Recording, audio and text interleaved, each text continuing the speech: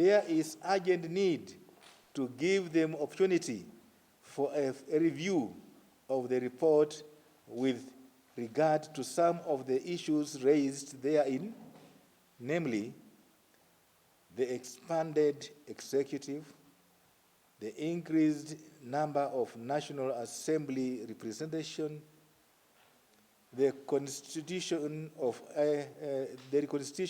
IEBC, the creation of the Kenya Police Council replacing IPOA, women representation, the independence of the judiciary, persons living with disabilities, etc.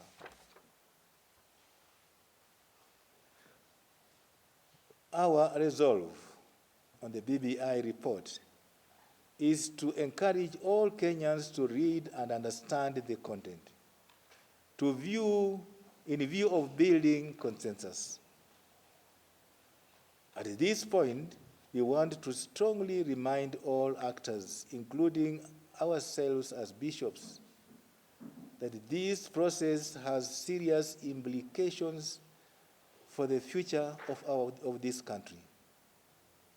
The constitutional, administrative, and policy recommendations in the document ought to be seen in the light of discernment. This is not about political competition. It is not about for or against, yes or no. It is not about 2022. It is, and it should be, about Kenya, about which way we want to take Kenya, to take as Kenyans, not only for ourselves, but for posterity. It is about consensus. Catholic bishops, that our amendments to improve the report should still be listened to and included where necessary. This means the report is still a draft in progress, not cast in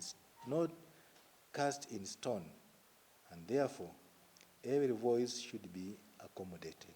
Moreover, there are those constitutional proposals that require referendum and those that do not. Whereas there is a call for a referendum which has generated views on supporting or opposing it, we wish to ask ourselves the following questions. 1. In the wake of the persisting effects of the COVID-19 pandemic that has hit families across the country, is this the time to subject Kenyans to heightened political activity to undertake fundamental constitutional reforms? 2, hit by COVID-19 pandemic, with the economy affected, does the country have the funds needed to carry out a referendum before 2022, 18 months before the general election, a process that also requires money? Can the country afford to spend its very limited resources in a referendum when there is a struggle in the education and health sectors to provide for urgently needed support due to the effects of COVID-19 pandemic?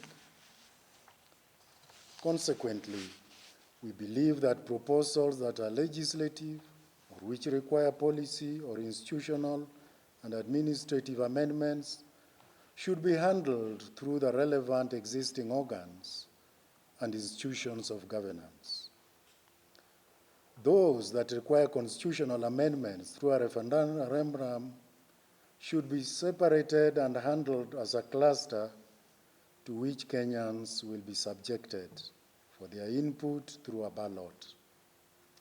This is to avoid a rejection of good ideas that have already been generated in the BBI report. Jambo la kutatua tatizo la yule anayeshinda uchaguzi anakimbia na utawala wa nchi nzima. Kumekuja pendekezo ambalo lipo katika BBI ya sasa.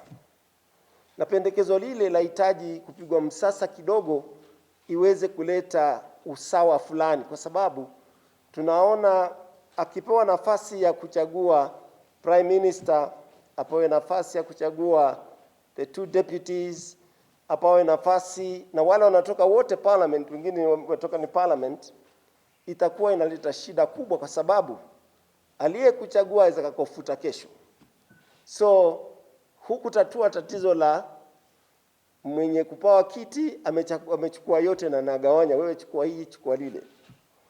Jambo la pili ambalo tunaona ni changamoto ni kwamba, kwa sababu kuna maoni yameibuka mengi tu baada na wengi hawajapata nafasi ya kuisoma, na hata wakiisoma inahitaji kuchambuliwa na wataalamu, inasemaje, maana ya hili neno ni nini. Watu wengi wa kawaida wanaambiwa ni sawa na wanasema ni sawa.